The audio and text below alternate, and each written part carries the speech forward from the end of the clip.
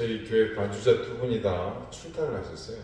한 분은 고향 가셨고 한 분은 병원 치료가 있어서 지금 공항 가고 계시고 단주 없이 시작하겠습니다. 고난주간 특별 세례 기도의 첫날 하나님 앞에 함께 예배하겠습니다. 찬송가 211장입니다.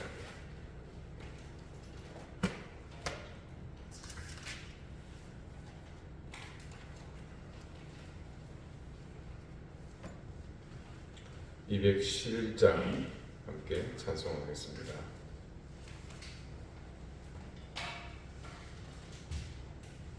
값비싼 양료를 주께 드린 막달라 마리아 본받아서 향기로운 산제물 주님께 바치리 사랑의 주네 주님께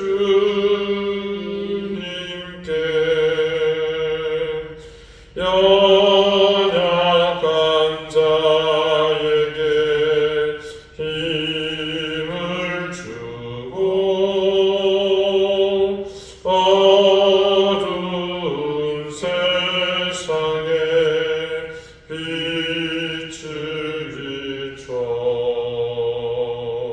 성실과 인내로 내 형제 이끌리 사랑의 주네 주님께 두려운 마음에 소망 주고 슬픔에 쌓인 자 위로하며 길 잃은 자들을 친절히 이끌리 사랑의 주네 주님께 인생의 황혼이 깃들어서 이 땅의 수고가 끝날 때에 주님을 섬기다 평안히 가리라 사랑의 주네 주님께 아멘. 오늘 하나님께서 우리에게 주실 말씀은 신약성경 마태복음 26장 6절에서 16절까지의 말씀입니다.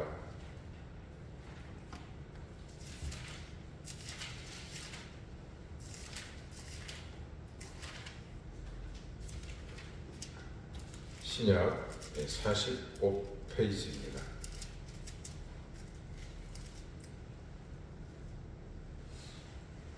한 절씩 교독하겠습니다. 예수께서 베다니 나병 환자 시몬의 집에 계실 때에 한 여자가 매우 귀한 향유 한 옥합을 가지고 나와서 식사하시는 예수의 머리에 부으니 제자들이 보고 분개하여 이르되 무슨 의도로 이것을 허비하느냐 이것을 비싼 값에 팔아 가난한 자들에게 줄 수 있었겠도다 하거늘 예수께서 아시고 그들에게 이르시되 너희가 어찌하여 이 여자를 괴롭게 하느냐 그가 내게 좋은 일을 하였느니라. 가난한 자들은 항상 너희와 함께 있거니와 나는 항상 함께 있지 아니하리라. 이 여자가 내 몸에 이 향유를 부은 것은 내 장례를 위하여 함이니라. 내가 진실로 너희에게 이르노니 온 사마리아 곳에서든지 이 복음이 전파되는 곳에서는 이 여자가 하나님으로 말하여 그를 기억하리라 하시니라. 그때에 옛들 중에 하나인 가룟 유다가 하는 자가 대제사장들에게 가서 말하되 내가 예수를 너희에게 영접해 주니 얼마나 주려느냐 하니 그들이 그 언상을 달아주거늘 같이 읽죠. 그가 그때부터 예수를 넘겨줄 기회를 찾더라. 아멘. 배단이라는 말의 의미를 이제 여러분도 하도 제게 많이 들어서 잘 아실 겁니다. 예, 집을 의미하는 배, 그리고 슬프다는 뜻의 아니. 그래서 이게 합쳐진 말입니다. 그러면 뜻이 슬픔의 집이 되는 겁니다.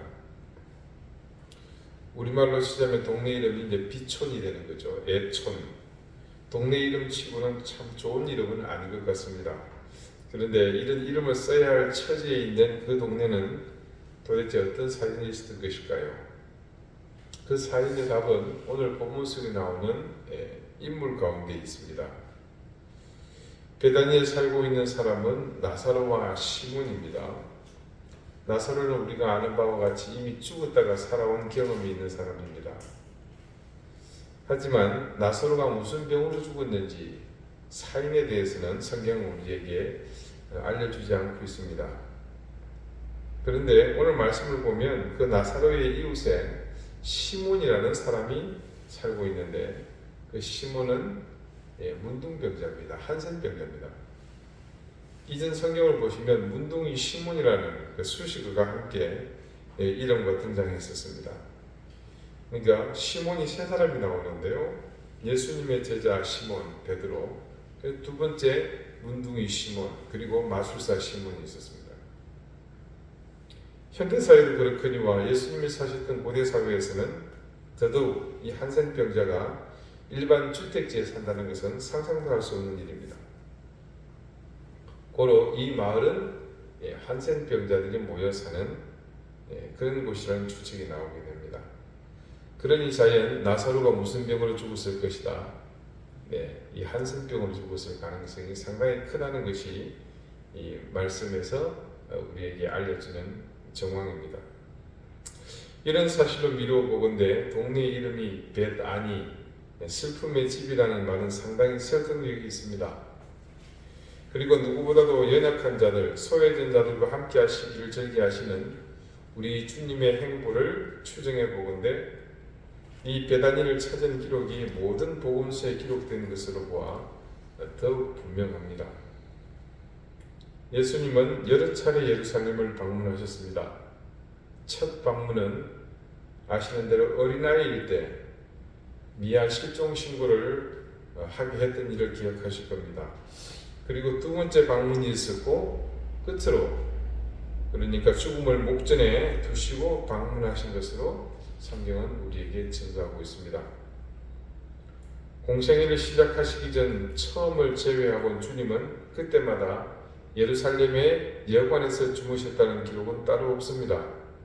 짐작컨대 그때마다 주님은 이 베다니에 머무르셨을 것으로 봅니다. 우리가 아는 한 가지 사건이 있습니다. 예수님이 아침 일찍 무화과를 기웃거리시다가 나무에 아무것도 달린 것이 없는 걸 보시고 저주하신 사건입니다.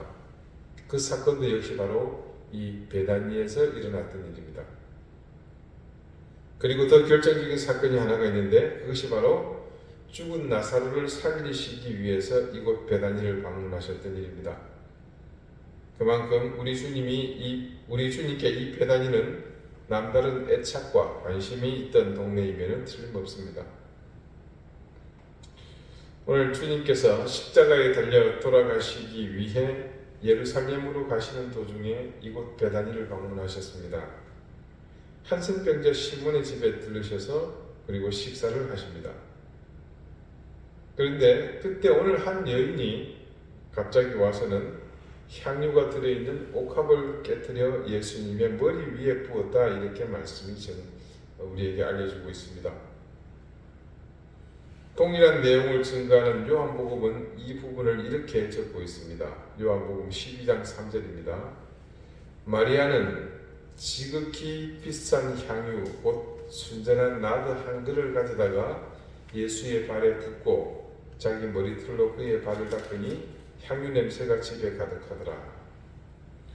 마태복음과 마가복음은 이름을 밝히지 않고 한 여인이라고 했지만 요한복음은 그 여인이 바로 나사로의 누이 동생인 마리아임을 밝히고 있습니다. 여기서 한 가지 재미있는 사실을 알 수 있죠.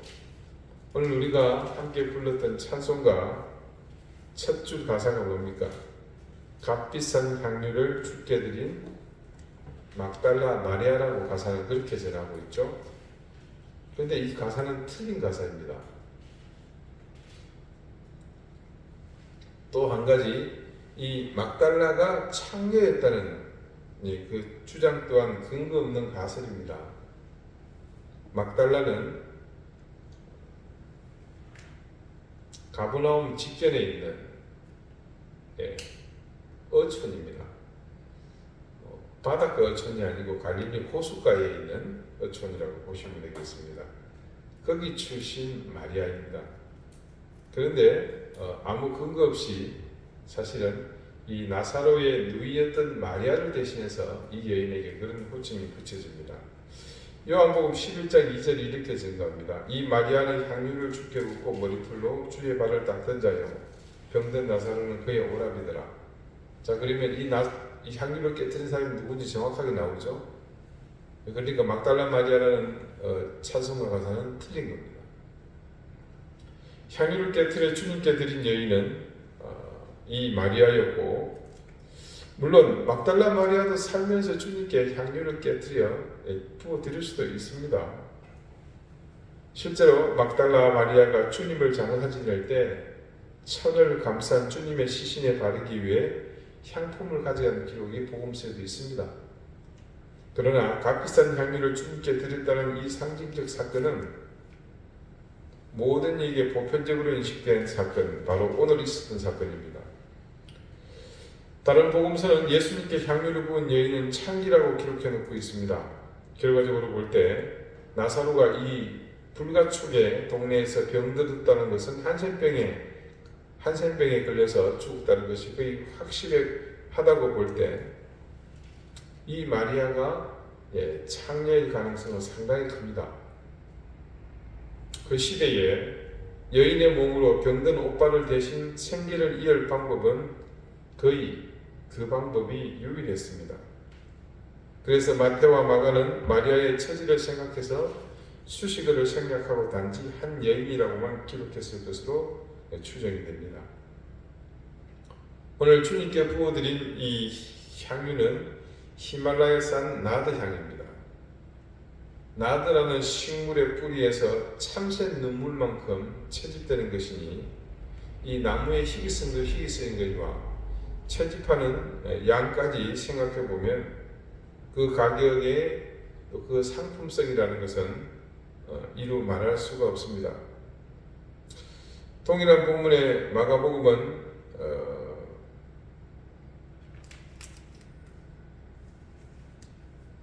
요한복음은 그 가격이 300데나리온이라고 합니다. 1데나리온이 노동자의 하루 품삯입니다. 최소 10만 원이라고 가정할 경우에 그러면 이 향유 옥합 하나의 가격은 3천만 원입니다.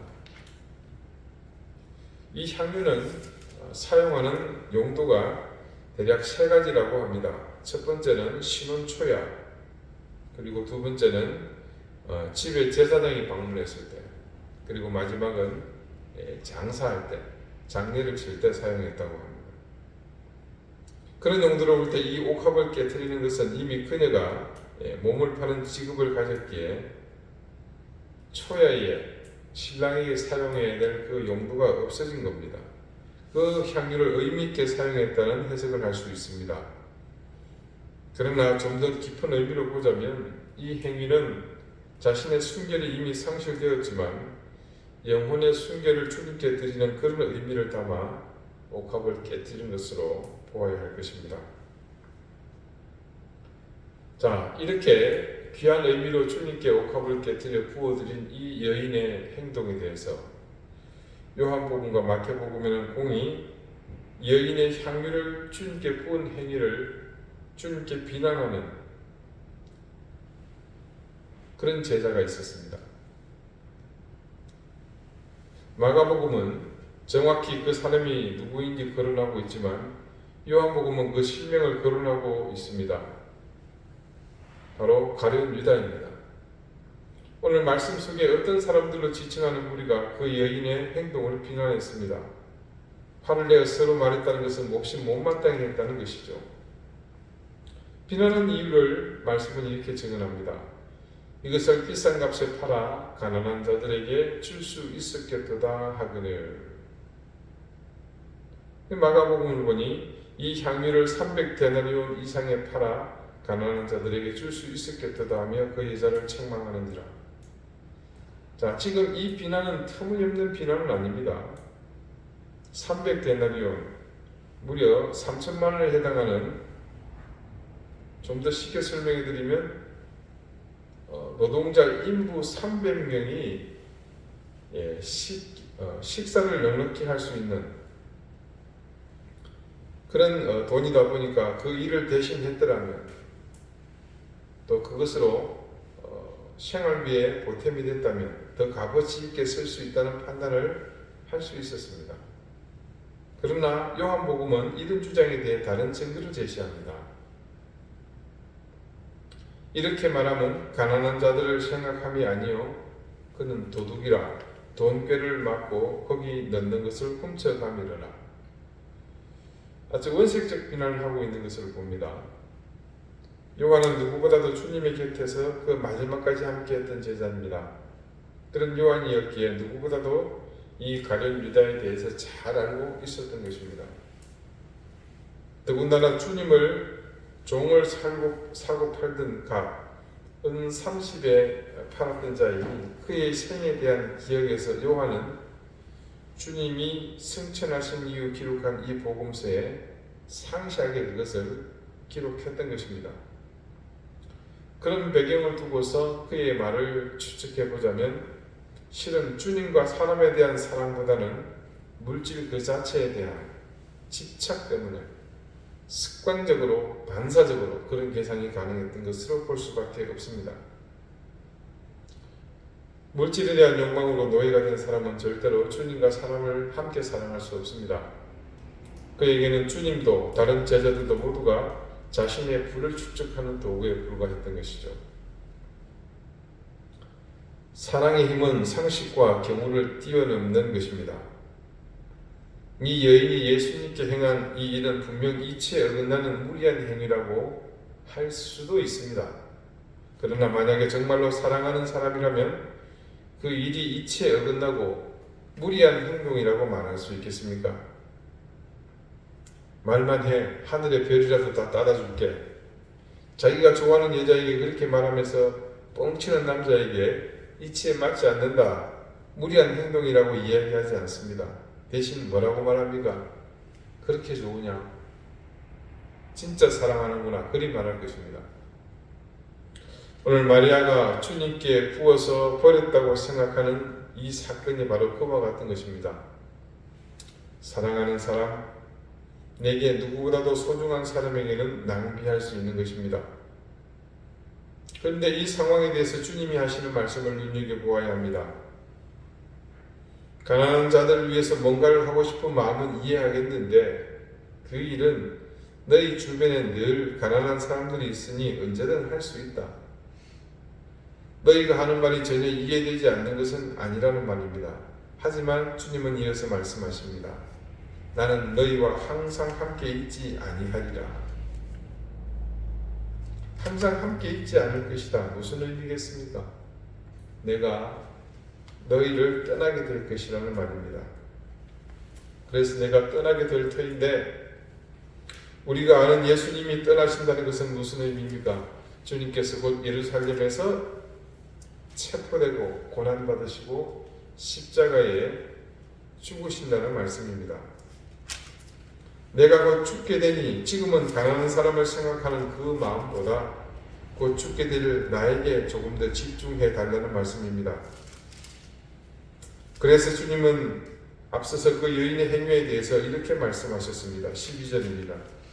이 여자가 내 몸에 향유를 부은 것은 내 장례를 위하여 함이니라. 이제 주님께서 그 여인을 칭찬하시고 제자의 비판에 왜 책망하셨는지를 알 수 있습니다. 마리아와 가룟 유다의 근본적인 차이가 여기에 있었기 때문이죠. 마리아는 주님께 집중하였기 때문에 주님께서 기억하시는 당신의 공생의 가운데 자신이 가장 가치 있는 일을 하게 된 것입니다. 주님은 마지막에 뭐라고 말씀하셨습니까? 네, 원천하에 어디서든지 이 복음이 전파되는 곳에서는 이 여자가 행한 일도 말하여 그것을 기억하리라고 말씀하고 계시지 않습니까? 말씀 속에 기록된 많은 다른 일들을 우리는 기억합니다. 천지가 창조되었다는 이야기, 노아의 홍수가 있었다는 이야기, 바벨탑이 무너졌다는 이야기, 홍해가 갈라지고 다윗이 골리앗을 쓰러뜨린 그런 일도 우리는 기억합니다. 그리고 무엇보다 주님께서 우리를 위해 고난받으시고 십자가에 돌아가신 것을 기억합니다. 그리고 그 기억의 자락에 주님이 돌아가시기 전 베다니에서의 마지막 밤에 한 여인 마리아가 주님의 죽으심을 위해 귀한 향유를 그분께 부어주셨다는 것을 또한 기억합니다. 마리아가 주님께 부어드린 것은 단지 값비싼 향유만이 아니었습니다. 어디에도 의지할 수 없었던 이 여인, 그녀의 상처나고 무너진 그 인생이 주님께 온전히 부어진 것입니다. 그곳에 있던 모든 사람의 온몸으로 느껴졌던 그 향기보다 더 깊고 그윽한 향기가 사실은 그녀의 영혼으로부터 주님께 부어졌던 겁니다. 그 부어드림에 인간의 생각, 자신의 더러워진 욕심에 의한 비난은 그래서 주님께 책망받을 수밖에 없었습니다. 우리는 주님의 고난이 하나님의 의도하신 대로 우리를 위해 거부할 수 없이 자연스럽게 물 흐르듯 이어진 사건이라고만 생각합니다. 그러나 인류의 죄를 대속하시기 위한 그 걸음은 결코 가볍지도 쉽지도 않은 길이었습니다. 이제 이 베다니에서의 그 인상 깊었던 밤을 마지막으로 주님은 예루살렘을 향하셨을 것입니다. 그런데 그 길이 얼마나 무겁고 고독하고 괴로운 길이었겠습니까? 더군다나 유월절을 앞두고 있었습니다.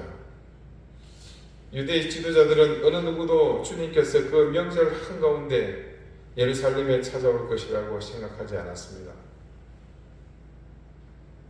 그것은 섣불지고 몸에 휘발유를 끼얹고 불에 들어가는 것과 같은 것이기 때문입니다. 그런데 주님은 그들의 그 예상을 깨고 예루살렘으로 들어가셨습니다. 왜냐하면 그들의 예상과 달리 주님은 죽으시기로 작정하셨기 때문입니다. 인류의 역사에는 수많은 위대한 사람들의 길이 있었습니다. 역사의 판도를 바꾸는 대정복의 길이 있었고 살 길을 찾아 고향을 등재했던 피난길도 있었습니다. 때로는 자신이 희생함으로 대의를 이루려고 스스로 죽음의 길을 택하여 나섰던 사람도 있었습니다. 어쩌면 우리는 그 수많은 길들에 의해서 오늘 이 자리에 서 있는지도 모릅니다. 그러나 그 어떤 길보다 우리가 기억하고 소중하게 바라보아야 할 길이 있습니다. 바로 우리 주님이 가신 길입니다. 오늘 우리는 주님의 생애 가운데 베다니에서의 마지막 밤에 주님의 몸에 향유를 부어 그분을 존귀하게 받들었던 그녀의 그 헌신이 곧 우리 인류 모두가 행해야 할 감사와 찬양과 경배의 헌신임을 기억해야 할 것입니다. 온 인류의 죄를 대속하기 위해서 죽음으로 나가시는 그분을 위해 오직 이 한 여인만이 그분에게 유일한 이 일 한 가지를 행했습니다.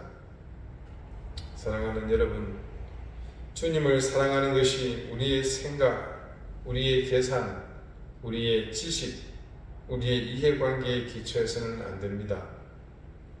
주님께서 만약에 우리와 같이 생각하셨다면 어떻게 십자가를 지실 수 있었겠습니까? 우리의 생각, 계산, 지식, 이해관계가 모두 무엇에 기초하고 있습니까? 그것은 오늘 주님께 향유를 부어드린 그 여인을 책망했던 사람들과 똑같은 것들입니다. 주님은 오늘 말씀의 끝에 온 천하에 어디서든지 복음이 전파되는 곳에서는 이 여자가 행한 일도 말하여 그를 기억하리라 말씀하셨습니다.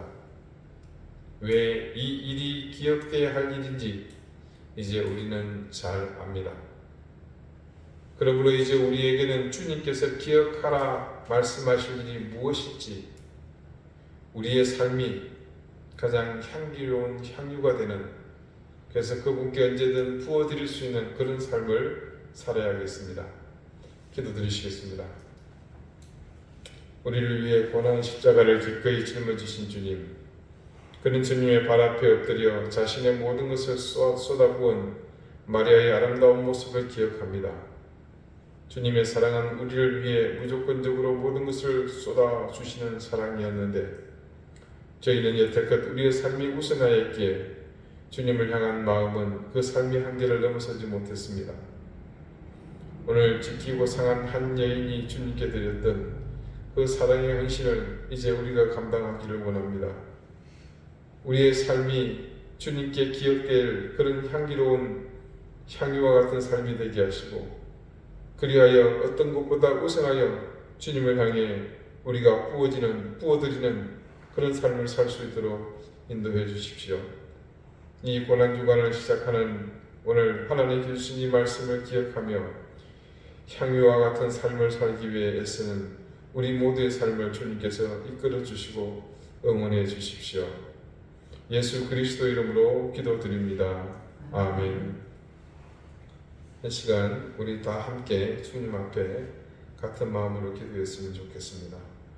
오늘 이 말씀을 기억하면서 우리의 삶이 주님께 언제든 귀하게 부어드릴 수 있는 향유와 같은 삶이 되게 해 주십시오.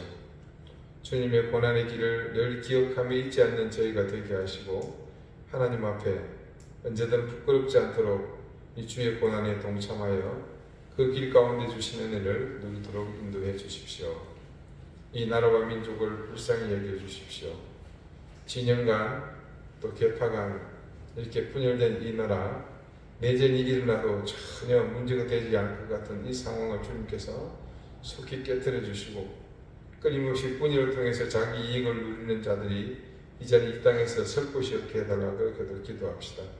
이 교회와 제주를 위해서, 또 부족한 저를 위해서 그렇게 함께 기도해 주시기를 바랍니다. 다 같이 기도하겠습니다.